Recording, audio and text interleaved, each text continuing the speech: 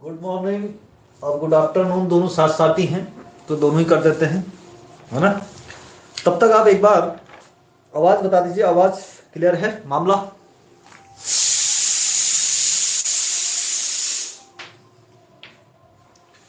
आवाज बता देंगे एक बार तो वार्तालाप शुरू करते हैं आगे को।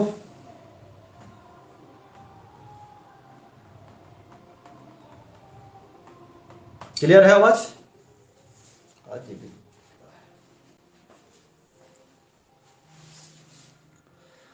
हाँ, हिमानी जुड़ी है। हिमानी एक बार वॉइस जो है क्लियर कर दे।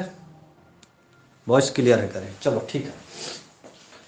तो जो चर्चा हमने कल की थी उसी चर्चा को अब थोड़ा सा आगे की तरफ को बढ़ते हैं। कल हमने आपको सार्वजनिक क्षेत्र के बैंक की लिस्ट दी थी, तो वो आपने याद कर ली होगी। अब उसके बाद है बैंकों का वर्गीकरण।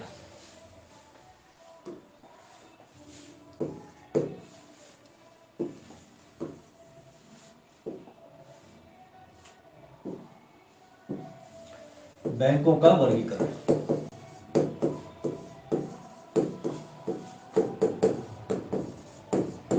Classification of bank. अगर हम बैंकों के वर्गीकरण की बात करें तो बैंकों को जनरली दो भागों में वर्गीकृत किया जाता है। एक होता है अनुसूचित बैंक, अनुसूचित बैंक, शेड्यूल बैंक, और दूसरे होते हैं गैर अनुसूचित बैंक, नॉन शेड्यूल बैंक, गैर अनुसूचित बैंक।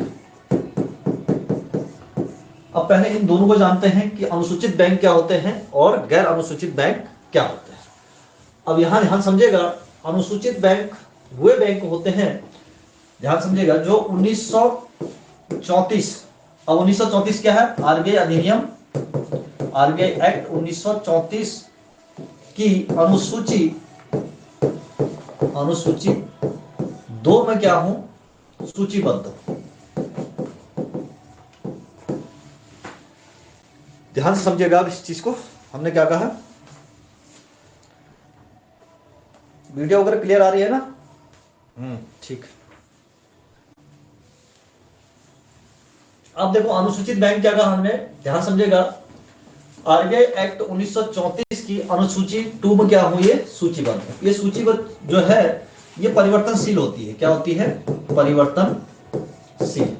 अब परिवर्तनशील का मतलब क्या हुआ? जैसे कोई नए बैंक की स्थापना की जाएगी या आरबीआई से वो लाइसेंस प्राप्त करेगा तो उसको इस अनुसूची में जोड़ दिया जाएगा, या किसी को अपना कारोबार बंद करना है तो उसको इस अनुसूची से क्या कर दिया जाता है? हटा दिया जाता है। अब गैर अनुसूचित बैंक क्या होते हैं? ये वे बैंक होते हैं जिनकी स्थापना, जिनकी स्थापना कोई भी कहीं भी कर सकता है। इसका मतलब यह हुआ कि, एक मिनट,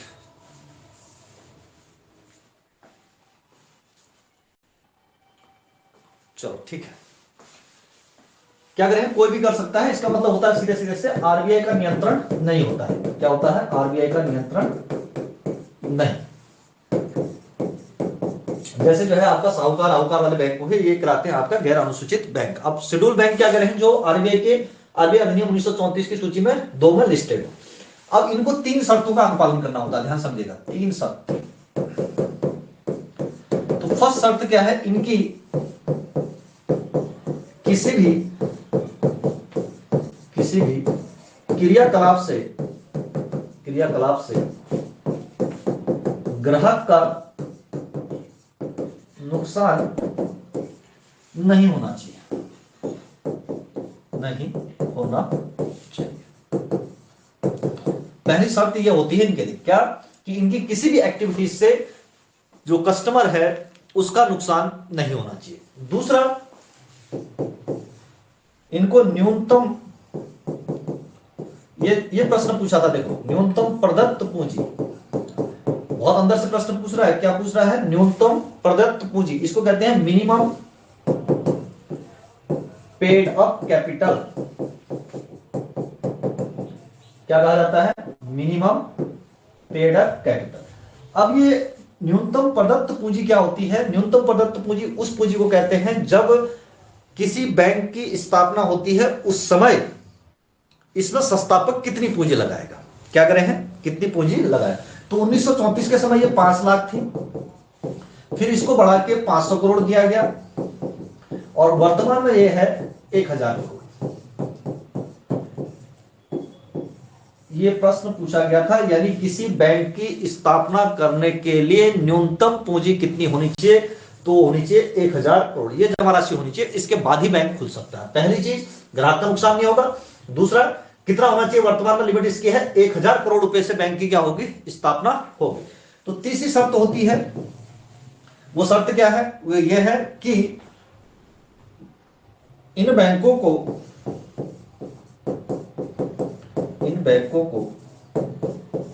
मौद्रिक नीति, मॉनेटरी पॉलिसी जो पढ़ा था हमने, मौद्रिक नीति का अनुपालन करना होगा, अनुपालन करना होगा।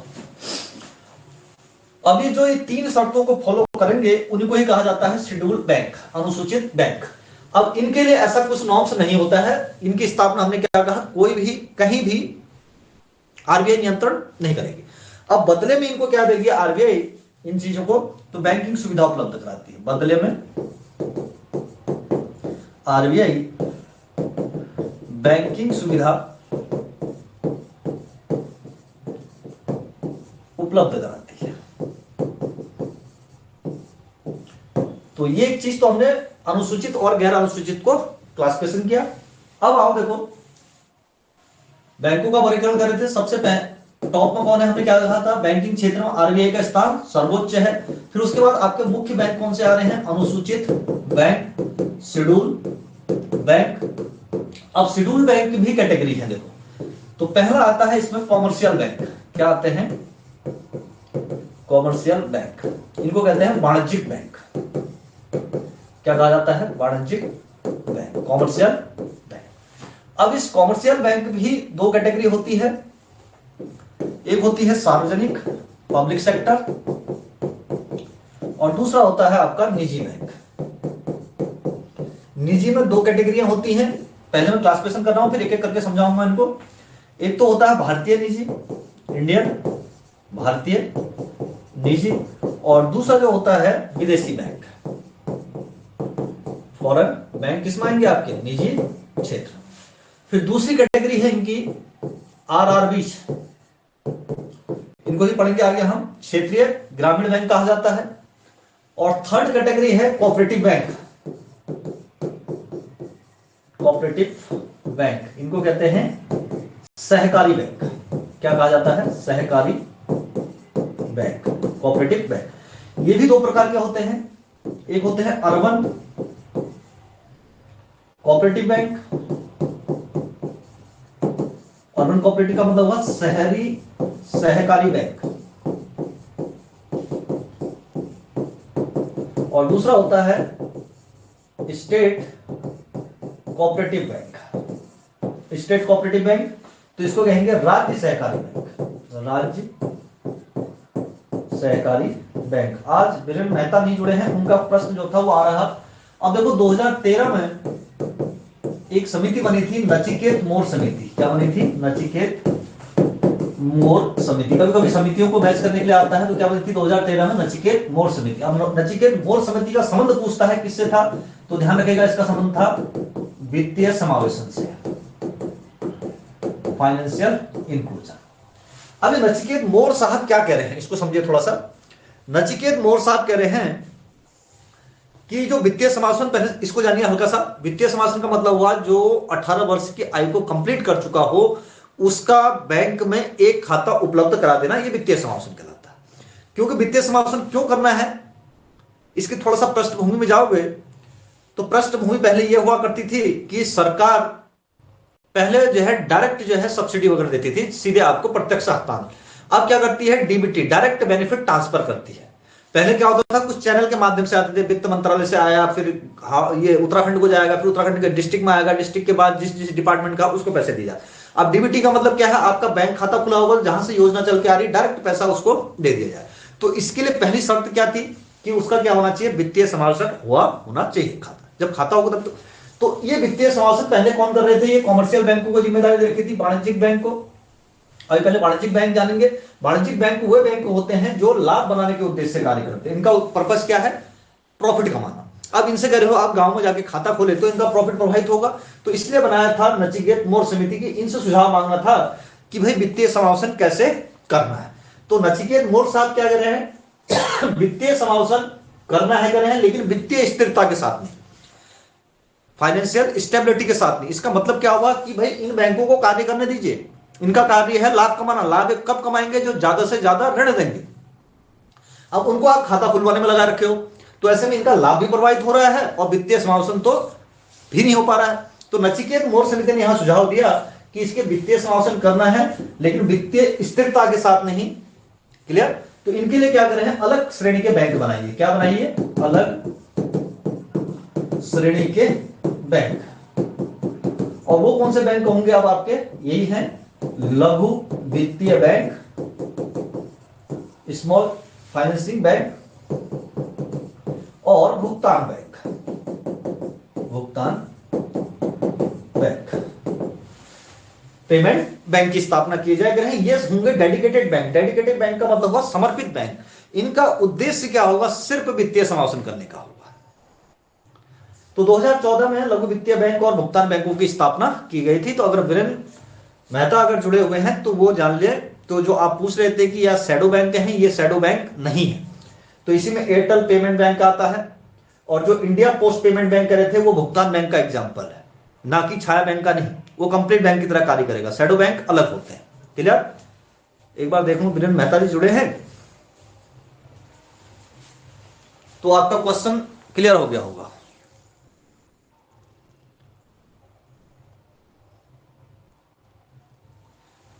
नहीं जुड़े हैं बाद में देख लीजिएगा आप, ये आपका प्रश्न क्या हो गया यहां से क्लियर। अब देखो बैंकों का हमने क्या किया, क्लासिफिकेशन कर रखा है। पहले क्या करे हैं, आरबीआई सबसे ऊपर, फिर अनुसूचित बैंक, फिर इसमें जो है अनुसूचित बैंक श्रेणी में 3 शर्तों को पालन करना है, जो शर्त हमने आपको दिखा दी।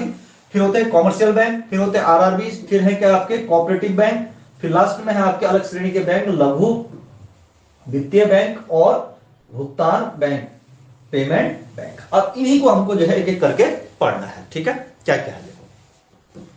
अब पहला आ जाते हैं हम, फर्स्ट वाणिज्यिक बैंक, कॉमर्शियल बैंक। अब वाणिज्यिक बैंक क्या होते हैं, वाणिज्यिक बैंक वे बैंक होते हैं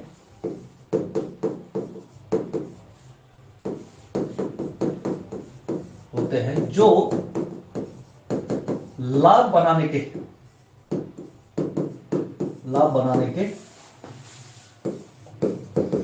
उद्देश्य से कार्य करते हैं। इनका पर्पस क्या है, प्रॉफिट कमाना। अगर इनमें स्वामित्व, ऑनरशिप, अगर इनमें स्वामित्व सरकार का है तो इन्हें सार्वजनिक क्षेत्र का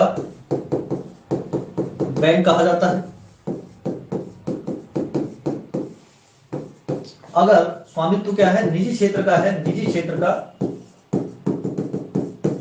ऑनरशिप है, स्वामित्व, तो इन्हें निजी क्षेत्र का बैंक कहा जाता है, निजी क्षेत्र का बैंक कहा जाता है। क्लियर कट हो गया यहां तक। देखो अब कॉमर्शियल बैंकिंग की श्रेणी क्या है, इसमें सार्वजनिक भी हैं, इसमें क्या है आपके प्राइवेट बैंक भी हैं, यानी निजी बैंक भी हैं, लेकिन मेन मोटिव क्या है इनका, प्रॉफिट कमाना। क्लियर।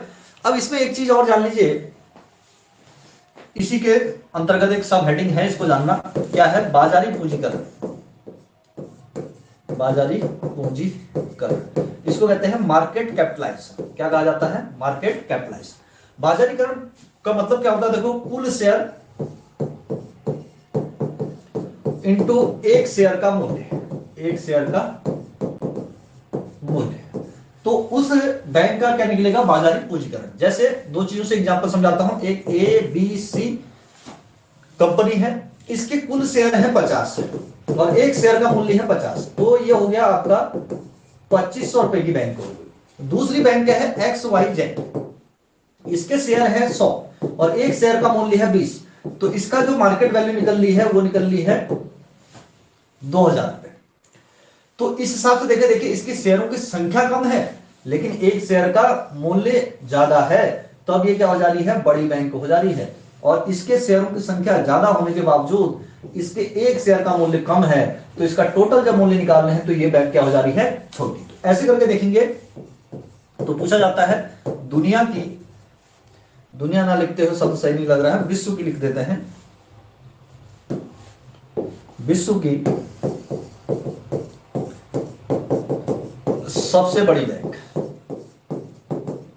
बड़ी बैंक जो है वो है, ये बार बार पूछा जा रहा है, याद रखिएगा, JP मॉर्गन। किस आधार पर, कुल शेयर बाजारी पूंजीकरण के आधार पर। ऐसे भारत की पूछेगा सबसे बड़ी, भारत की है HDFC। अब दूसरा क्या होता है, कुल परिसंपत्ति है, बताया था हमने परिसंपत्ति आपको, एवं दिए गए ऋण, दिए गए ऋण एवं शाखा के आधार पर, ब्रांच के आधार पर, शाखा के आधार पर, तो विश्व की जो सबसे बड़ी बैंक होती है वो होती है ICBC। ICBC का मतलब क्या है, industrial commercial bank of China, ये चीन की है ICBC। और इसी नॉर्म्स के आधार पर कुल परिसंपत्ति, दिए गए ऋण, और भारत की पूछेगा सबसे बड़ी कौन सी है, तो वो हो जाएगा स्टेट बैंक ऑफ इंडिया। क्या हो जाएगा, स्टेट बैंक ऑफ इंडिया।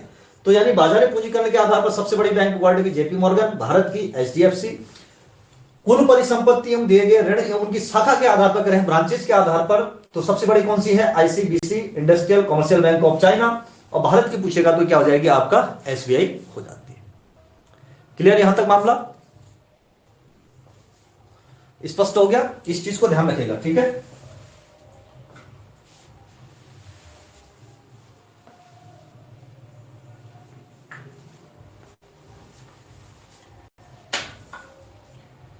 अब इसके बाद देखेंगे हम आपका RRB से भी प्रश्न पूछे जा रहे हैं।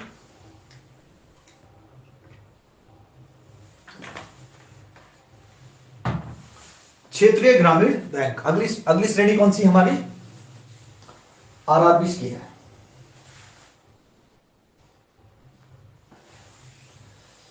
RRB से भी प्रश्न पूछा जाता है, RRB से।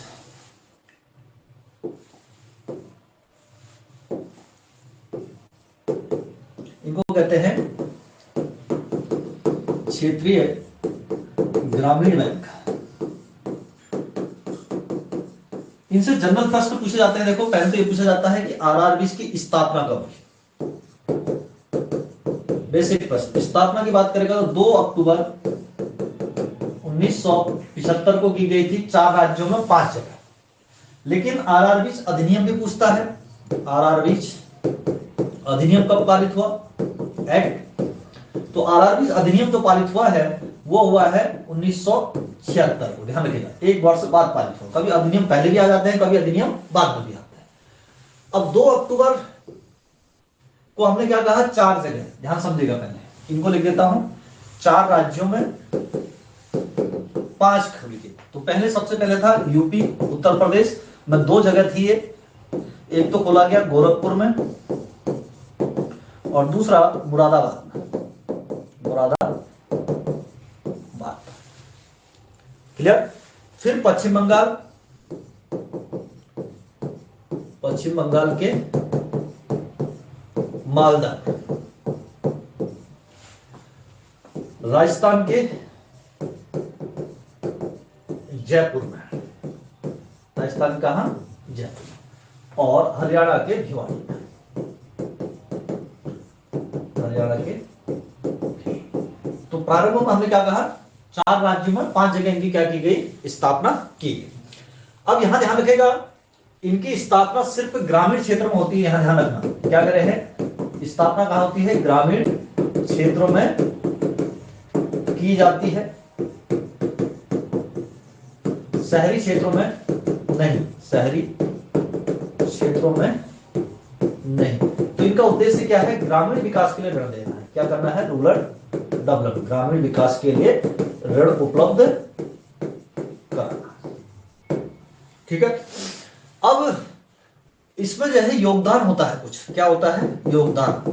योगदान का मतलब इसका पार्टनर होते हैं। तो पार्टनर इसके 3 हैं।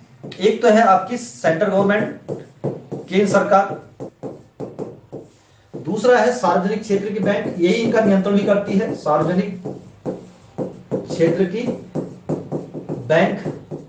और जिस राज्य में खोले जाएंगे वो राज्य। अब जैसे मान के चलिए इस बैंक में 100% पैसा लगाना है, तो इसमें से देखो 50% पैसा तो केंद्र सरकार लगाएगी, 35% सार्वजनिक क्षेत्र की बैंक लगाएगी और 15% कौन लगाएगी? आपका राज्य सरकार लगाती है। क्या लगाती है? 15% राज्य सरकार लगाएगी।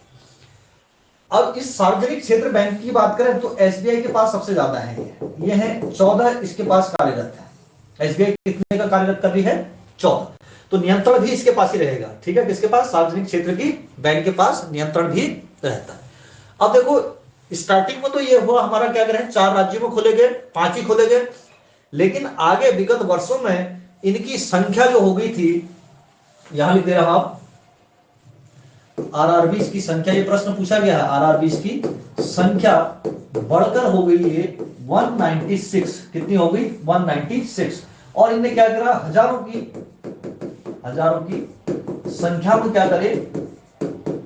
शाखाएं खोली, ब्रांचेस, शाखाएं की स्थापना की। और ये सारे के सारे आरआरबी क्या है? नुकसान में यानी घाटे में चले गए। क्या चले गए? घाटे में चले गए। अब सारे के सारे क्या है? घाटे में चलने लगे। ये आप भी जान रहे हैं कि ग्रामीण क्षेत्र में अगर किसी बैंक की स्थापना हो तो वहां प्रॉफिट होना मुश्किल है। बहुत ही रेयर केस में जो है प्रॉफिट हो पाता है, नहीं तो वो सारे के सारे क्या होते हैं? नुकसान में ही जाते हैं। तो ऐसे में सरकार ने क्या किया कि इनकी स्थिति को सुदृढ़ करने के लिए यानी कंसोलिडेशन करने के लिए सरकार ने क्या किया कि इनका आपस में विलय किया। तो विलय करके इनकी संख्या को घटाकर पहले 56 लाया गया, फिर 43 लाया गया, फिर टारगेट था कि 36 लाएंगे, लेकिन अब टारगेट दे दिया है कि इनकी संख्या कितनी रहेगी? 28। अब यही प्रश्न पूछा था कि वर्तमान में कितने आरआरबी कार्यरत हैं, तो वो कितने हैं? 28। सबको विलय करते हुए 28। अब नोट करके पॉइंट ध्यान रखिएगा। अब नई आरआरबी की स्थापना नहीं की जाती है। पहली चीज। दूसरा पॉइंट, सिक्किम और गोवा को छोड़कर, सिक्किम एवं गोवा को छोड़कर ये सभी राज्य में कार्यरत है। सभी राज्य में कार्यरत है। सिक्किम को तो पहले भी नहीं था। गोवा जो है पूर्णतः क्या है? शहरी राज्य है, इसलिए इनकी यहां ब्रांचेस नहीं है। क्लियर? अब नई आरआरबी की स्थापना नहीं होगी। अब आ जाओ सहकारी बैंक। सहकारी बैंक, कोऑपरेटिव बैंक। सहकारी बैंक आपसी सहयोग से खोले जाते हैं। क्या करें हैं? आपसी सहयोग से खोले जाते हैं, लेकिन इनका उद्देश्य लाभ कमाने का नहीं होता है। लेकिन इनका उद्देश्य लाभ कमाने का नहीं होता है। अब हमने क्या कहा था? 2 प्रकार के होते हैं। एक तो अर्बन कोऑपरेटिव बैंक और दूसरा state cooperative bank. State cooperative bank का मतलब क्या है? राज्य सहकारी बैंक, और दूसरा क्या है आपका? अर्बन का मतलब होता है शहरी सहकारी बैंक। शहरी सहकारी बैंक।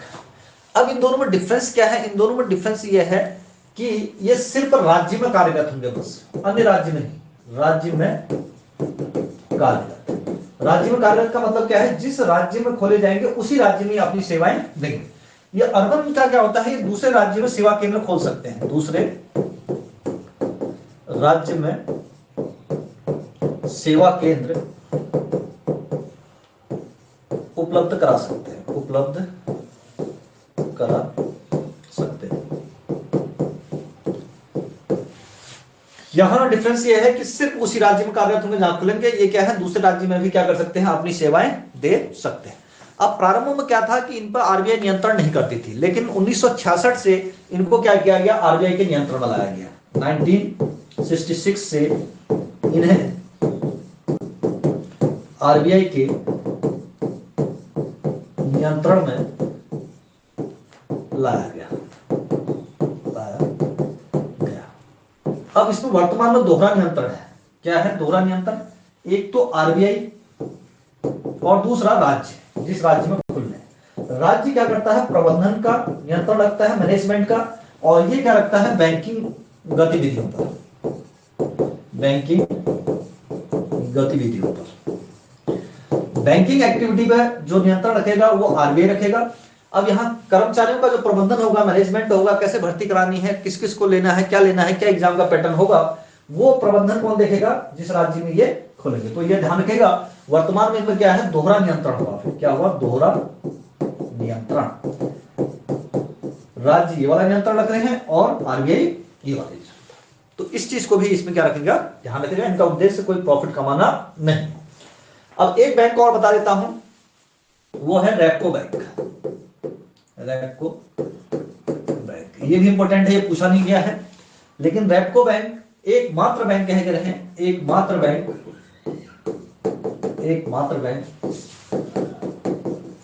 जो गृह मंत्रालय के अधीन है। किसके अधीन है? गृह मंत्रालय के अधीन कार्यरत। तो बाकी बैंक यहां से जो शेष बैंक है वो किसके अंतर्गत हुए थे? शेष बैंक, इस पॉइंट को भी ध्यान रखना, ये वित्त मंत्रालय के अधीन होते हैं। क्या होते हैं? Ministry of finance. वित्त मंत्रालय के, वो मिनिस्ट्री ऑफ होम अफेयर के जो है अधीन कार्यरत हैं। अब ऐसा क्या था? मैंने इस चीज को मैं फैक्ट लिख लेता हूं, फिर आपको समझा देता हूं। ये बैंक तमिलनाडु में कार्यरत है। ओनली कहां कार्यरत है? तमिलनाडु में। इसका मुख्यालय पूछेगा आपसे, हेडक्वार्टर, तो ये है चेन्नई। सिर्फ ये एक ही राज्य में कार्यरत है। कहां? तमिलनाडु में। मुख्यालय कहां है इसका? चेन्नई। इस रेपको बैंक की जो स्थापना की थी ना, ये लिट्टे की समस्या से ग्रसित, लिट्टे की समस्या से ग्रसित लोगों के पुनर्वास के उद्देश्य से की गई थी। पुनर्वास के उद्देश्य से की गई। अब लिट्टे क्या है मामला? लिट्टे को अगर हम देखें तो मैं यहीं पर आपको हल्का सा डायग्राम नहीं ले रहा हूं, छोटे में ही समझा देता हूं। अरे कंप्यूटर महोदय नहीं सर्च करना है, क्यों सर्च करवा रहा है? आज नहीं करना, चलो शांत हो जाओ। देखो ऐसे बता दे रहा हूं, यहां समझे।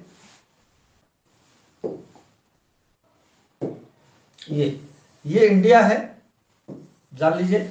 यहां पर है नीचे आपका क्या? श्रीलंका। ठीक है, ये है तमिलनाडु वाला क्षेत्र, और यहां श्रीलंका में जो है लिट्टे की समस्या थी। हाँ, रेपको बैंक, रेपको बैंक के लिए जो लिखा है ये यहां लिख दिया मैंने, रेपको बैंक गृह मंत्रालय के अधीन। ओनली एक बैंक, बाकी सारे के सारे बैंक शेष वित्त मंत्रालय के अधीन। यहां जब ब्रिटिश काल में यहां ब्रिटिश रूल करते थे, तमिल लोगों को यहां श्रीलंका में अपने बागानों में कार्य के लिए ले गया गया था। अब ये तमिल लोग जो है बड़े कर्मठ हैं, जुझारू हैं, मेहनती हैं, तो अब ये इनको यहीं छोड़ दिए। इनके अधिकार का मुद्दा है भाई, ये किसके नागरिक, कहां के नागरिक। लेकिन इनको जो है देखेगा, जब श्रीलंका का संविधान में जब संशोधन किया गया तो इनके अधिकार को क्या किया गया? कम किया गया। ये पढ़ने हड़ने में तेज थे, तो ये श्रीलंका की जितनी भी सरकारी नौकरियां थी उनमें जो है अपना परचम लहराने लगे। तो श्रीलंका की कॉन्स्टिट्यूशन ने इनके जो है अधिकार को जो है समाप्त कर दिए, वंचित कर दिया सरकारी नौकरियों से। तो ऐसे में वहां क्या हुआ, गृह युद्ध की परिस्थिति बनी, लड़ाई, प्रभाकर का नाम सुना होगा। तो उन्होंने एक ग्रुप बनाया था लिट्टे करके। तो यहां जब गृह युद्ध की परिस्थिति हुई तो यहां भारत के लोग, यहां से जो तमिल लोग थे, ये पुनर्वास करके कहां आ गए, तमिलनाडु में आ गए। तो इनके पुनर्स्थापना के लिए, पुनर्वास के लिए देखो जो बैंक खोली गई वो क्या खोली गई, रैपको। अब ये जो आंतरिक सुरक्षा का मुद्दा होता है ये गृह मंत्रालय का होता है, इसीलिए इस बैंक को किसके अधीन रखा गया है, गृह मंत्रालय के अधीन रखा गया है। अच्छा मैंने रैपको बैंक लिख दिया ना, रैपको रैपको होगा, ठीक है, रैपको कर दो इसको, ठीक है, रैपको बैंक, रैपो बैंक नहीं, रैपको बैंक, क्लियर, ठीक है। तो यहां तक समझ में आया चीज, ये था बैंकों का क्लासिफिकेशन, ठीक है। अब आपसे पूछा जाता है, फिर एक समिति आ रही है बैंकिंग क्षेत्र में सुधार से संबंधित, नरसिंहम समिति। बैंकिंग क्षेत्र में सुधार से संबंधित नरसिंघम समिति। कुछ सुझाव भी लिख दे रहा हूं, हालांकि सुझाव आपसे नहीं पूछे जाएंगे, फिर भी जो है कुछ अन्य एग्जाम देने होंगे तो वहां पर आपसे पूछा जाता है। इसकी स्थापना 2 बार की गई थी, 1991 में और एक 1998 में। तो इसके पहले वाले सुझाव माने जाते हैं। देखो जब बैंकों का राष्ट्रीयकरण किया गया, ध्यान समझिए, बैंकों का राष्ट्रीयकरण, नेशनलाइजेशन, कल पढ़ाया था हमने बैंकों का राष्ट्रीयकरण, ये 2 बार हुआ, 1969 में, एक 1980 में। तो इसके कुछ दुष्परिणाम देखने को मिले। तो इसका मतलब क्या है, 1987 में जब आओगे तो हमने जब भारतीय अर्थव्यवस्था की एक बार आपको तस्वीर दिखाई थी, तो 1987 आते आते तो भारतीय अर्थव्यवस्था बिल्कुल जो है क्या हो चुकी थी, गर्त में चले गई थी। उसमें से एक बैंकों का राष्ट्रीयकरण भी था, क्योंकि जैसे ही बैंकों का राष्ट्रीयकरण कर दिया गया, अब राष्ट्रीयकरण है क्या, किसी निजी संस्था को सरकार के स्वामित्व में ला देना। अब आप लोग जो है अभी तैयारी कर रहे हैं, एक नोटिस जारी हो जाए सरकार से, जो भी जो है उत्तराखंड स्टडी हब में जो है तैयारी करते हैं उनको सरकारी नौकरी दे दी जाती है। ऐसे ही बैंकों के साथ भी हुआ। अब जब आदमी सरकारी कर्मचारी बन जाता है तो उसमें उदासीनता आ जाती है। तो सारे बैंक जो है क्या हो गए थे, सरकारी हो गए थे। अब कंपटीशन था नहीं, प्रतिस्पर्धा ना होने के कारण सारे के सारे बैंक क्या चले गए, लॉस में चले गए, नुकसान में पहुंच गए। तो भारत में निवेश जो है बहुत बड़ा क्या हो गया, प्रभावित हो गया। अब उस निवेश को या भारतीय अर्थव्यवस्था को पुनर्जीवित कैसे किया जाए, तो ऐसे में बैंकों में सुधार क्या किया जाए, तो उसके लिए बनी थी आपकी नरसिंघम समिति। तो नरसिंघम समिति आपसे डायरेक्ट ऐसे ही पूछा जाता है कि नरसिंघम समिति का संबंध किससे है, तो बैंकिंग क्षेत्र में सुधार से संबंधित है। तो इनने क्या कहा, बैंकों का राष्ट्रीयकरण जो किया गया, ये इसके दुष्परिणाम देखने को मिले। तो इनने सुझाव क्या दिए, देखो कुछ सुझाव लिख दे रहा हूं मैं। पहले इनने क्या कहा, बैंकों के राष्ट्रीयकरण की पद्धति को बंद किया जाए, पद्धति को बंद किया जाए, किया जाए। फर्स्ट ये दिया है। सेकंड इन्होंने दिया कि सभी बैंकों की सभी शाखाओं का, सभी बैंकों की सभी शाखाओं का क्या किया जाए, कंप्यूटराइजेशन, कंप्यूटरीकृत किया जाए, ताकि धोखाधड़ी समाप्त हो जाए, किया जाए। फिर अगला इसने थर्ड जो दिया वो कहा कि सार्वजनिक एवं निजी दोनों बैंकों को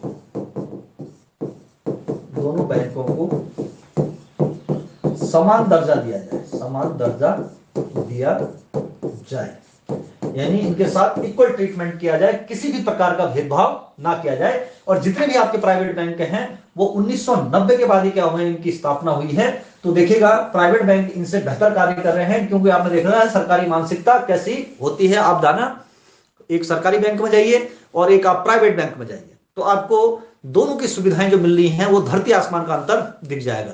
क्योंकि सरकारी में क्या होता है कि भाई सैलरी तो मिल ही जाएगी, उदासीनता रहती है। प्राइवेट में क्या है कि परफॉर्मेंस अच्छा नहीं करोगे तो सैलरी में कटौती होगी या आपको बीआरएस लेके घर भी भेज दिया जाता है। तो इसीलिए प्राइवेट वर्क क्या करते हैं, बेहतर कार्य करते हैं। फिर इन्हें अगला नॉर्म्स दिया, कुछ बैंकों को कह रहे हैं, कुछ बैंकों को, जैसे इनने सीधे इंडिकेशन दिया एसबीआई को क्या बनाया जाए, आपका विश्व स्तरीय बैंक बनाया जाए या अंतरराष्ट्रीय बैंक के रूप में उभारा जाए, अंतरराष्ट्रीय बैंक के रूप में उभारा जाए।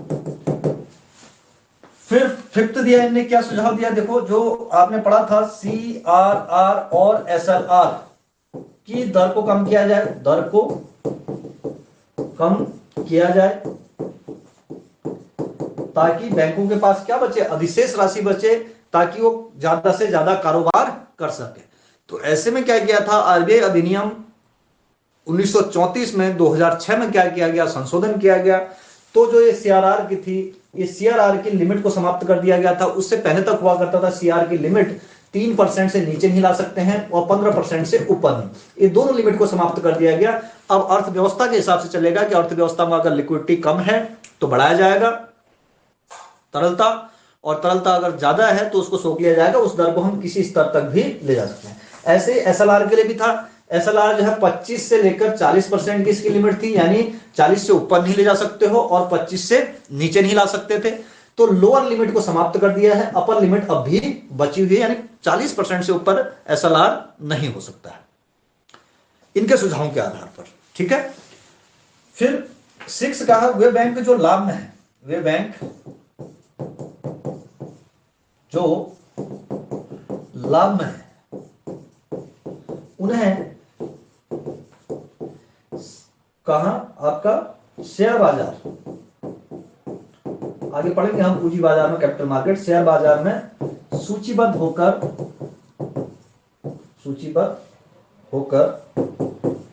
अतिरिक्त पूंजी प्राप्त करने की अनुमति दी जाए, अतिरिक्त पूंजी प्राप्त करने की अनुमति दी जाए। एक पॉइंट ये कहा हमने। फिर अगला पॉइंट क्या कहा है, देखो, कमजोर बैंकों का मजबूत बैंक के साथ विलय ना किया जाए, कमजोर बैंक का मजबूत बैंक के साथ विलय ना किया जाए, विलय ना किया जाए। अब ये कमजोर बैंकों के सुदृढ़ीकरण के लिए कह रहे हैं कोई अलग से पद्धति अपना, क्योंकि कमजोर वो हुआ क्यों, उसकी कार्य पद्धति से ही हुआ है। अब उस कमजोर को आप कहां ले आ रहे हो, मजबूत में ले आ रहे हो, अरे नाम ही तो परिवर्तन होगा, कर्मचारी तो वही रहेंगे, तो वो हो सकता है कह रहे हैं कि मजबूत बैंक को भी क्या कर दें, नुकसान पहुंचा दें। तो उनको अगर आपको सुदृढ़ीकरण करना है या कंसोलिडेशन करना ही है तो उनके लिए क्या किए, कोई अलग पद्धति को अपनाया जाए करें। फिर अगला पॉइंट कहा था इनने, बैंकों के, आगे पढ़ेंगे सब नॉर्म्स हम, बैंकों के एनपीए, नॉन परफॉर्मिंग एसेट की वसूली के लिए एआरसीज की स्थापना की जाए, एआरसीज की स्थापना। एआरसीज क्या होती हैं, ये एसेट रिकंस्ट्रक्शन कंपनी कहा जाता है। एनपीए क्या कहते हैं, एनपीए बैंक द्वारा दिए गए उस ऋण को कहते हैं जिसमें मूलधन या ब्याज की प्राप्ति लगातार 90 दिनों तक ना हो पाए, तो उसको कहा जाता है एनपीए। हालांकि एनपीए को हम पढ़ेंगे, ये 3 कैटेगरी में होता है, एक होता है अवमानक, एक होता है डाउटफुल और दूसरा होता है लास्ट, उसको कहते हैं लॉस एसेट या डूबी हुई परिसंपत्ति। तो उनके लिए भी टाइम पीरियड रखा गया है, उस टाइम पीरियड के बाद ऐसे ऐसे करके उनको रखा जाएगा, जस्ट इसके बाद आगे शुरू होगा एनपीए वाला। तो अब वो बैंकों का जो पैसा डूब चुका है, तो बैंक का वो अपने पैसे की वसूली में लग रहेगा, कार्य तो कर नहीं पाएगा। तो ऐसे में बैंक क्या होते थे, तनाव में आ जाते थे, टेंशन हो जाती है उनको, तो सही से कार्य नहीं कर पा रहे थे। उन्होंने कहा छोड़ो, इस पैसे को कोई एआरसीज खरीद ले और वो उसका क्या करे, वसूली करने का कार्य करे, और ताकि बैंक अपना कार्य करते रहे। लास्ट पॉइंट इन्होंने दिया था प्राथमिक क्षेत्र, प्राथमिक क्षेत्र को दिया जाने वाले ऋण को 40% है, अभी कितना है 40%, इसको कम करके क्या करेंगे 10% तक लाया जाए। अभी जो है प्राथमिक क्षेत्र में कितना ऋण दिया जाता है, 40% ऋण दिया जाता है। अब ये प्राथमिक क्षेत्र होते क्या है, देखो आरबीआई ने कुछ क्षेत्रों को क्या मान रखा है, अत्यधिक महत्वपूर्ण मान रखा है। अब वो कह रहे हैं, ये मान्यता भी रही है, अगर देश का चौतरफा विकास करना है, ऑल डायमेंशन जो है डेवलपमेंट करना है, तो ऐसे में इन क्षेत्रों में अनिवार्य रूप से क्या होना चाहिए, ऋण जाना चाहिए, और एक बैंक अपने टोटल ऋण का 40% उन क्षेत्रों में ऋण देगी। क्लियर? तो ये सुझाव दिए थे कितना, अब इसको कम करके क्या कर रहे हैं 10% लाओ, लेकिन ये सुझाव को नहीं मान रखा है, अभी भी ये 40% ही है, बाकी अन्य सुझाव सारे के सारे माने गए हैं। तब से बैंकों की स्थिति में क्या आया है, बहुत बड़ा सुधार देखने को मिलता है, जब से नरसिंह समिति के सुझाव के इंप्लीमेशन हुए। क्लियर? अब यहां से हम प्राथमिक क्षेत्र भी देख लेते हैं कौन कौन से हैं, ये पूछ जाते हैं आपसे, इस लिस्ट को ध्यान रखेगा, ठीक है? पूछ सकता है निम्न में से कौन प्राथमिक क्षेत्र में आते हैं। तो प्राथमिक क्षेत्र, प्राथमिक क्षेत्र, आपने क्या कहा, आरबीआई कुछ क्षेत्रों को अत्यधिक महत्वपूर्ण मान रही है, देश का चौतरफा विकास करना है, तो ऐसे में इन क्षेत्रों में ऋण जाना क्या है, औसत कितना ऋण जाना चाहिए। देखो वाणिज्यिक बैंकों के लिए तो 40%, जो हमने पढ़ा था अनुसूचित बैंक, और जो आरआरबी है आपकी रीजनल रूरल बैंक, ये देंगे 75%। कितना परसेंट देंगे, 75%। अगर हम तीसरी कैटेगरी रख लें, एक ये भारतीय बैंक हो गए, कॉमर्शियल वाले इतने देंगे, एक है विदेशी बैंक, ये फॉरेन बैंक जो है, इनके लिए नॉर्म से रखा था 32%, लेकिन इसको भी क्या कर दिया आप संशोधन करके, जिनकी 20 से ज्यादा शाखाएं होंगी वो 40% देंगे, और जिनकी 20 से कम शाखा होंगी वो देंगे 32% ऋण। ग्रामीण क्षेत्र कौन से क्षेत्र हैं, वो क्षेत्र आते हैं ये आपके, पहला ये लिस्ट याद रखिएगा, कृषि एवं संबंधित क्षेत्र, एग्रीकल्चर एंड रिलेटिव एक्टिविटीज, पहला क्षेत्र ये आता है। दूसरा आता है बुनियादी निर्माण, बुनियादी निर्माण इंफ्रास्ट्रक्चर। तीसरा है शिक्षा एजुकेशन। चौथा है निर्यात, और फिफ्थ है समाज का कमजोर वर्ग, वीकर सेक्शन ऑफ सोसाइटी, समाज का कमजोर वर्ग, जिसमें एससी एसटी और अल्पसंख्यक वगैरह आते हैं। फिर छठा आता है कम मूल्य का गृह ऋण, कम मूल्य का गृह ऋण, हाउस लोन, वो भी क्या होना चाहिए, कम मूल्य का। फिर सूक्ष्म एवं लघु उद्योग, सूक्ष्म एवं लघु उद्योग, ये एमएसएमई पढ़ेंगे आगे हम, एमएसएमई। पहले इसमें जो है एमएस थे, माइक्रो एंड स्मॉल, मीडियम नहीं था, बाद वाले में इसमें क्या गया है, मीडियम भी शामिल कर रखा है। फिर 8 था सूक्ष्म सत्तानों, सूक्ष्म वित्तीय संस्थानों को दिया जाने वाला ऋण, माइक्रो फाइनेंसिंग इंस्टीट्यूट को ऋण। तो 8 थी, बाद में इस लिस्ट में और जोड़े गए, बाद में क्या किया गया, अब यहां जोड़ दिया गया सामाजिक बुनियादी निर्माण, सोशल इंफ्रास्ट्रक्चर, बुनियादी निर्माण, जिसमें क्या आते हैं सामाजिक बुनियादी निर्माण में स्कूल, विद्यालय, अस्पताल, ये सोशल इंफ्रास्ट्रक्चर मानते हैं। फिर इनमें क्या जोड़ा इन्हें, ये 9 तो होगी, लेकिन 4 जोड़े गए थे। दूसरा नवीकरणीय ऊर्जा, रिन्यूएबल एनर्जी, नवीकरणीय ऊर्जा, और 4th जोड़ा देखो, अब यहां सूक्ष्म लघु था, अब यहां मध्यम भी कर दिया, मध्यम औद्योगिक इकाई। इसका मतलब क्या है कि अब पूरी की पूरी एमएसएमई शामिल है। 4th जो जोड़ा गया था प्रधानमंत्री जनधन योजना, प्रधानमंत्री जनधन योजना के तहत अधिविकर्ष की सुविधा। अधिविकर्ष का मतलब होता है ओवरड्राफ्ट। अब ये ओवरड्राफ्ट क्या है, इसको ऐसे समझेंगे, ओवरड्राफ्ट का मतलब क्या होता है कि जैसे अगर आपने प्रधानमंत्री जनधन योजना के तहत आपने क्या खोल रखा है, अकाउंट खोल रखा है, ठीक है, और आपका अकाउंट 6 माह तक क्या है, एक्टिव है। एक्टिव का मतलब क्या है कि आप लेन देन करते रहते हैं। तो ऐसे में कभी आपके बैंक अकाउंट में क्या हो, पैसा ना हो, शून्य बैलेंस है, तो अब आप क्या कर सकते हैं कि 10,000 तक का, अभी इसमें वर्तमान में कितना 10,000 है, ध्यान रखिएगा कितना 10,000 तक का ऋण ले सकते हैं। ऐसे में बैंक आपको मना नहीं कर सकती। तो जो ये क्षेत्र लिखे हैं ये प्राथमिक क्षेत्र है, तो ये बैंकों के लिए है कि भैया इन क्षेत्रों में टोटल ऋण का 40% जाना चाहिए, किसके लिए? भारतीय बैंकों के लिए। और आरआरबी यानी क्षेत्रीय ग्रामीण बैंक 75% यही ऋण देंगे, और जो विदेशी बैंक होंगे वो 32% था नॉर्म्स। 2019 के बाद चेंज किया गया है इसमें कि जिनकी शाखाएं 20 से ज्यादा हैं तो वो तो 40 ही देंगे आप, और जिनकी ब्रांचेस 20 से कम है तो वो कितना परसेंट देंगे? 32% ऋण इन्हीं क्षेत्रों में देंगे। तो ये प्राथमिक क्षेत्र वाले को याद रखेगा। तो कल हम अगली क्लास में पढ़ेंगे NPA, NBFC, non banking financial कंपनियां क्या हैं, और वित्तीय समावेशन अगले टॉपिक हमारे रहेंगे, जो कल की क्लास में हम प्रॉपर डिस्कस करेंगे। यहां तक रिवीजन कीजिए। टाटा, बाय बाय, भात खाओ, सो जाओ थोड़ी।